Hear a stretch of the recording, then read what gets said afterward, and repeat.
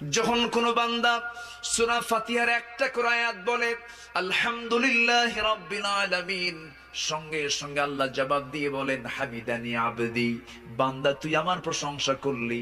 আর রহমানির রহিম যখন বলে আল্লাহ বলেন আসনা আলাইয়া আবদি। মালিক ইয়াউমিদ্দিন যখন বলে আল্লাহ বলেন মাজ্জাদানি আবদি।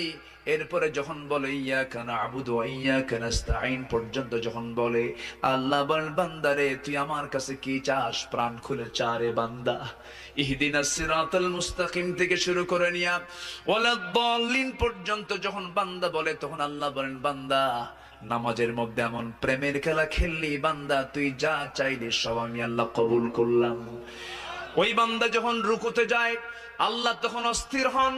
ওই বান্দা যখন সিজদায় যাওয়ার জন্য প্রস্তুতি নাই, সমস্ত ফেরেশতাকে ডাক দিয়ে বলেন ও ফেরেশতারা, এই বান্দাগুলো আমাকে দেখলো না, রাসূলকে দেখলো না, কোরআনকে দেখে হাদিসকে বিশ্বাস করে